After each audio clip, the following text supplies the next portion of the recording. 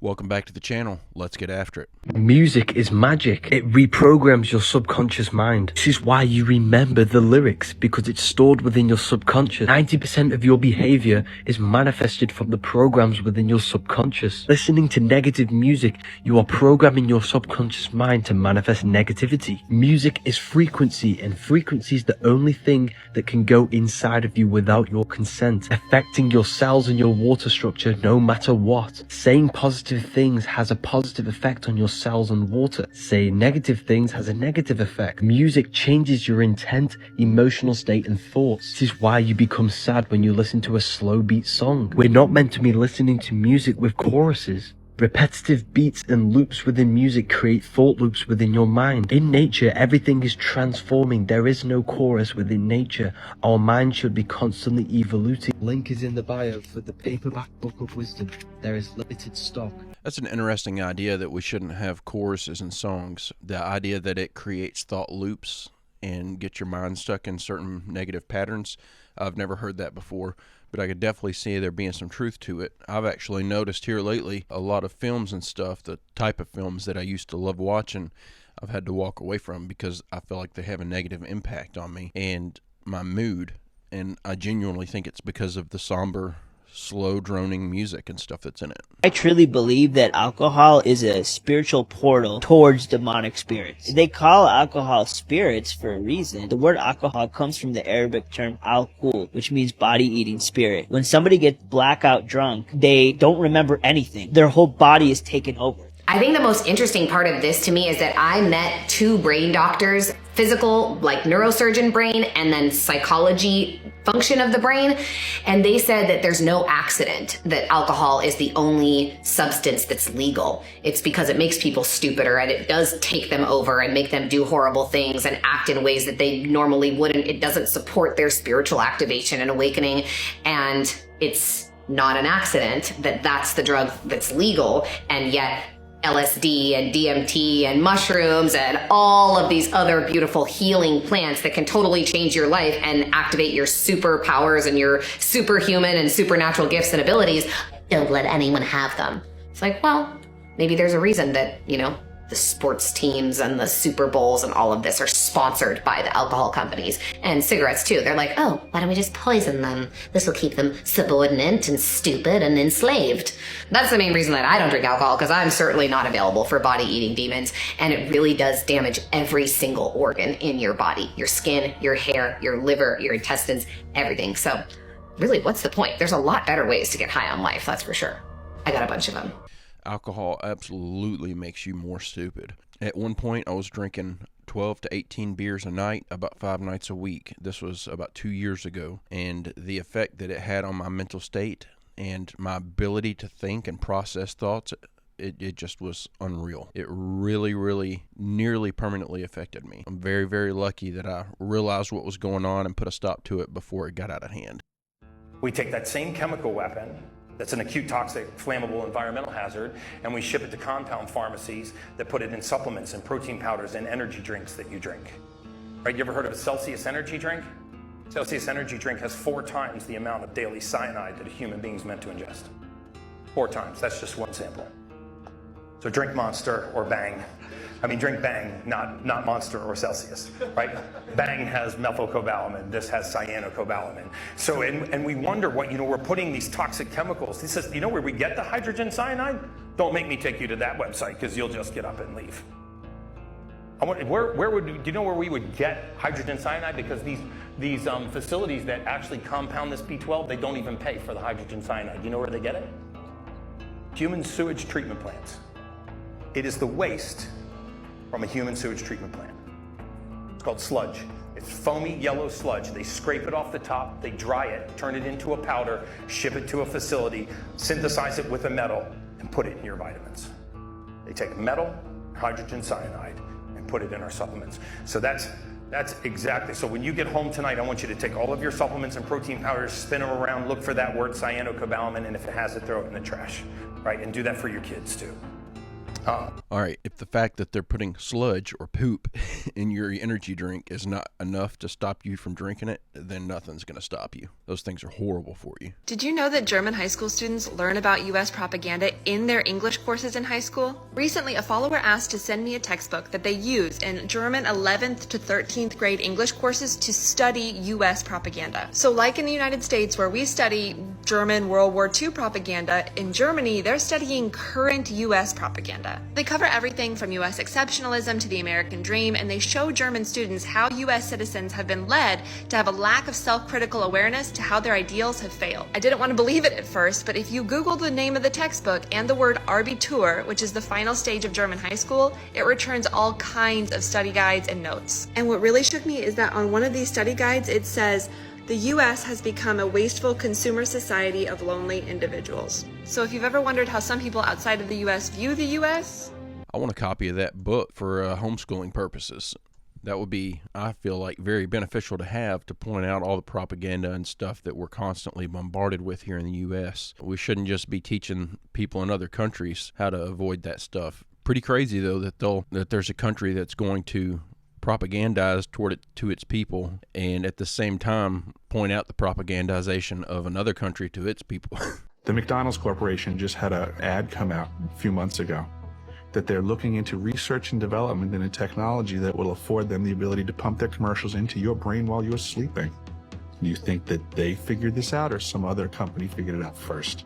You think if they're going to have this available to them next year, you think that there weren't agencies that have been wielding this for a decade or so? Where can I read about this? It's immediately available on the internet. Imagine if they can do that next year, who's been doing it for the last decade or so? Now, when we look around the world and we see everybody acting the way that they are acting, let's consider that these intrusive thoughts have already been present. These are the weapons of war contemporarily. It's very unfortunate. It used to be that war was a bit more noble when we selected people, we put them in uniforms, we sent them over there to the battlefield and we said, fight for us. Now, unfortunately, they've circumnavigated the battlefield. Nobody's dressed in uniforms anymore, and the front line is every neighborhood that we're in. It's just that now the average mortgage payer is in the line of fire. I'm curious to know exactly what type of technology this is. If it's something that you've got to sign up for, then it's not anything to worry about. But if they're going to be pumping this stuff into your brain while you're sleeping and there's no device needed or anything, it's just through some sort of radio waves or something, they're going to start making you dream about McDonald's. That's pretty messed up. That's definitely something to be worried about. Hey, if you're enjoying this video, I make a new one just like it every single day. It'd be awesome if you'd hit that subscribe button and come back tomorrow to join me. Did you guys hear about China's weather anomaly? This broke all records, you guys. In less than 24 hours, the temperature dropped from 6 Celsius to negative 52, y'all. Check this out. And because of this, it froze thousands of waterfowls, y'all. In just 24 hours, the temperature dropped from 6 degrees Celsius to minus 30 degrees Celsius in Xinjiang Uyghur Autonomous Region in China.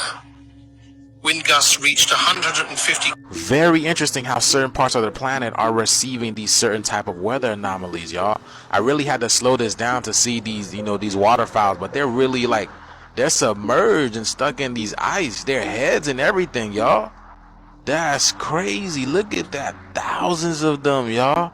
Negative 52 degrees Celsius. That's insane. Let's see what that is in Fahrenheit. Negative 61 degrees Fahrenheit for those of you who are in America like me and don't understand Celsius. Yeah, it definitely doesn't seem like it's an effect of global warming. I just want to throw in here real quick too. Sorry for my appearance today. I cannot find my hat anywhere. So y'all are getting the mop. Cells that are transiting towards being dead have been actually re-enlivened to the extent that so many of them are now alive. It's like a real-life example of what's said in the Bible. Death and life are in the power of the tongue. Proverbs 18:21. The experiment we saw proves this in a big way. The point of this experiment is to showcase the power of harmonious sounds. It's not just about Anders Holte's unique ability, it's a bigger picture about good frequencies and their importance. This experiment helps us understand how vital these harmonious frequencies are. And it's not just any sound that has the power to re-enliven cells, but those that are in harmony, in tune with nature, and beneficial to our well-being. Credit for this goes to Dr. John Stewart Reed and the documentary The One Field, a film by Sippy Raz. Without this film, we might never have known about this incredible experiment. If Anders Holte's voice, along with such beautiful and harmonious sounds, can wake up cells that were almost dead, it really makes you wonder about the music we listen to every day. Some of it is deliberately off-tune or tuned to harmful frequencies. Now, let's take a look at another one of Dr. John Stewart Reed's incredible discoveries, this time from his work in the pyramids of Egypt. Imagine this: Dr. Reed, in a setting as ancient and mysterious as the pyramids, places sand on a sarcophagus. As he conducts his experiment with sound vibrations, something absolutely phenomenal happens. Hieroglyphs begin to emerge. It's as if the sand, dancing to the tune of the vibrations, starts to unveil secrets that have been hidden for thousands of years. It all started back at the Great Pyramid in 1997. 3 weeks before I was due to go out to Egypt, I severely injured my lower back. I thought I would have to cancel the whole mission, but somehow I managed to get into the pyramid. Other people carried the equipment. The experiment that was designed was to make visible the resonances in the sarcophagus. I set up the experiment, then I stretched PVC membrane across the open top of the sarcophagus. Then I sprinkled sand on the membrane, and when we switched on the sound, this is just pure tones, electronically created tones. A whole range of ancient Egyptian hieroglyphs started to appear in the sand. First one was the hieroglyph for backbone or spinal column. It was writhing about like a snake. We saw lots and lots of different hieroglyphs coming out on this membrane. But what was so extraordinary was, within 20 minutes of making sound, all the pain in my back left me, and I never did come back. It's an extraordinary moment in my life that changed my life forever. All right, this is the mystery deepens. All right, so we've got the Eye of Horus shows up when they play certain frequencies inside of the pyramids. All these patterns and stuff that you get whenever they play music through sand and all this stuff, you get all these fractal patterns. You never see anything like the Eye of Horus. That's phenomenal. The fact that that shape shows up at all is mind-blowing to me. It doesn't appear to have that same fractal appearance. It doesn't appear to have that same cohesion where you see a pattern that's represented all over identically. Does that make sense? You don't see the patterns in it. It's a unique structure from one end to the other, the Eye of Horus. To see that show up in frequencies being played through sand is phenomenal to me. It makes me think that there's a lot more to the language of the Egyptians. It had a lot more value to it than just being used as a language. Very, very interesting. The Bible says the ark will be 300 cubits long. Now, a cubit is elbow to fingertip. I'm 6'1", my cubit is 21 inches. The standard Hebrew cubit was 18 inches. The standard Egyptian cubit is 20.6. That boat-shaped object is 20.6 inches times 300, or 515 feet long. So that doesn't prove it's Noah's Ark, but it could be. It's in the right place, it's about the right shape, and it's about the right length. It's about 2/3 the size of the Titanic. Makes it about almost 2 football fields long. Pretty good sized boat. In that region, they found 12 big rocks that weigh about 9,000 pounds apiece. These rocks have holes in the top. Apparently, that hole was to hold a rope, and this rock was held over the side of the boat. 10 or 12, or who knows how many. They found 12. Could have been more. That's called a drogue stone. If you hang a bunch of rocks all around the boat becomes more stable during stormy weather. It's like a whole bunch of shock absorbers to keep the boats flat, keep your platform flat. If it really gets windy, they'll drag behind you, and it turns the boat perpendicular to the waves. Now you can't roll over, capsize. That's real dangerous in high sea. One atheist wrote me a letter and said, "Hovind, I heard your seminar about Noah's Ark having rocks hanging all over the side." He said, "You are so stupid. Don't you know if he had rocks hanging all over the boat, it would slow him down?" I wrote back and said, "Where was he going?" He's not trying to go anywhere. He's just trying to float. Brother. And I'm stupid, yeah. It's interesting to see things that point towards some of the Bible stories be being true, and I'll absolutely watch that stuff because I'm still on the fence myself about whether or not I believe certain things in the Bible. So for that reason, I think it's interesting to watch. I'm not convinced that this is the location of Noah's Ark and that it proves that the ark did exist. Still seems like a fantastical story to me. There's definitely evidence of a flood and people surviving, so I'm not closed off to the idea, but I'm just not there yet. Biology, they found 3 big brain cells in our skulls. They look like a spiky crown on a picture of Jesus with thorns. It's like a comparison because Jesus never really wore a thorn crown. The crown of thorns is in our heads, and it helps us think together at a high level along with the tiny crystals. Billy Carson explains this concept. Take a look. In biology, you discover there's 3 giant neurons wrapped around the inside of the skull, and it looks like a crown of thorns on a scan. Heard about Jesus with the crown of thorns. It's a metaphor because Jesus never put on a real crown of thorns. The crown of thorns is inside of each and every one of our skulls, and it gives us the capability to collaborate to higher levels of consciousness along with the magnetite crystals. The piezoelectric effect, a fascinating aspect of physics, revolves around materials that generate an electric charge in response to mechanical stress. When certain crystals like quartz are subjected to pressure or mechanical deformation, they produce a voltage across their surface. Electric properties of crystals are utilized in sensors, actuators, and resonators. In everyday life, piezoelectric crystals are integral components in devices like microphones, speakers, and quartz watches. In microphones, the crystals convert sound vibrations into electrical signals, while in speakers, the reverse process occurs where electrical signals generate vibrations to produce sound. In essence, the quartz crystal can be seen as a natural translator of the law of vibration.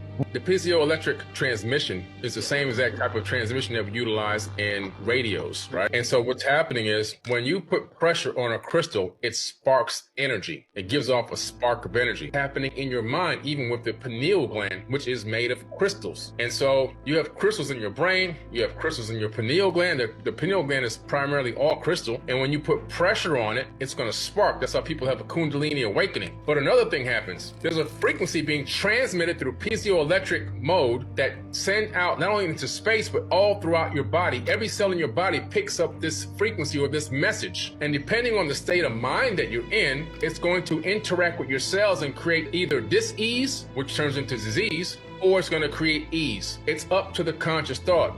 So there's a transmission, even when you're not speaking, that's coming from the brain and these crystals that's going to wash down through your body and wash down through your DNA. And it's all about your conscious thoughts. Your cells can hear your thoughts because of this piezoelectric transmission that's happening inside the body. 2 thoughts. One, all this talk about crystals and stuff like that is making me picture all these women that walk around with a little baggie full of crystals and say, oh, this is for healing this and for healing that and for getting rid of this bad juju and that. It makes me think maybe to a degree there is something to all that. If everything has an electromagnetic frequency that it resonates at, certain crystals give off energy when placed under pressure, then it would make sense that there are that they are getting some sort of benefit from these crystals. My second thought, we are nowhere close to understanding the true depths of what it even means to be a human. I don't think that we fully understand everything in the body and how all those pieces commingle and interact with one another. For us to be digging into all this Neuralink stuff where we're going to put wearable devices inside of our body, I don't think we're even capable of determining what the possibility is for side effects. I think it's going to be something extreme. I think that we're really messing with some dangerous stuff. When we don't fully understand the human body, but we start interacting with it in a way where we're altering the way it performs internally, I think we're in dangerous territory. God said, let there be a firmament in the midst of the waters, and let it divide the waters from the waters. So whatever this firmament is, it's dividing the water from the water.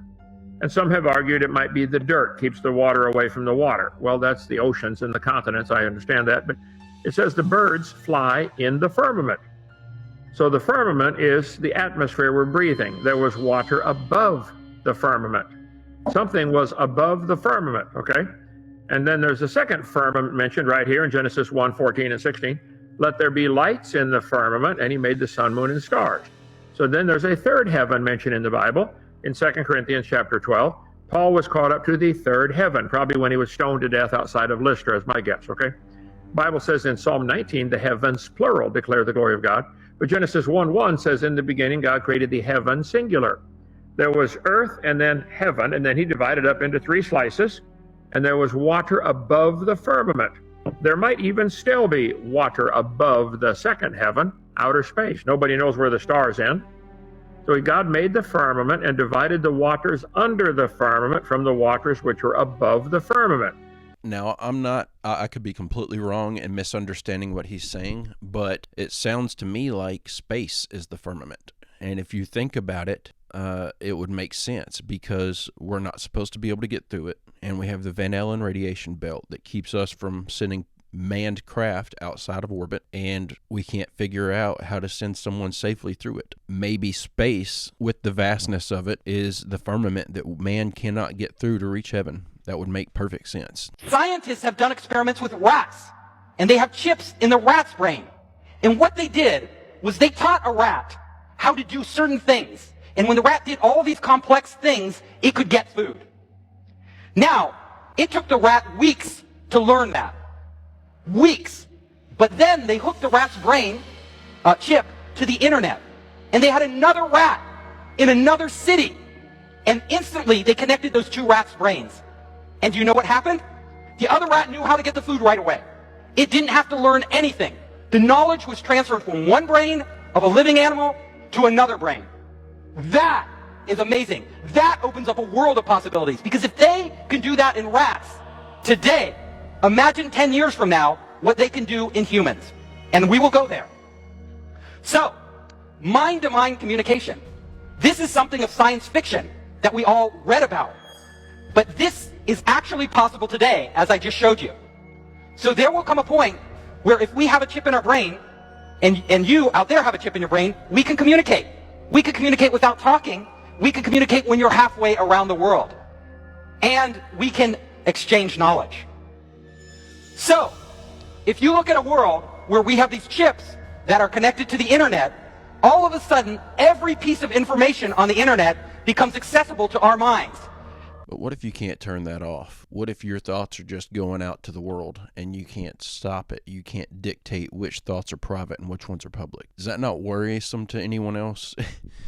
Guys, I'm going to go ahead and leave it here. I would not get that thing. I'm sorry for my hair today. I never have good hair. That's why I wear a hat. I just can't find it. One of the kids must have picked it up and put it somewhere, and I can't locate it. So I apologize. But I will be back tomorrow with another one. Thank you guys so much for the day off yesterday and everyone being so understanding. I'll be back tomorrow with another video like I always am. I hope you guys have a great, safe, fantastic day, and I will see you tomorrow.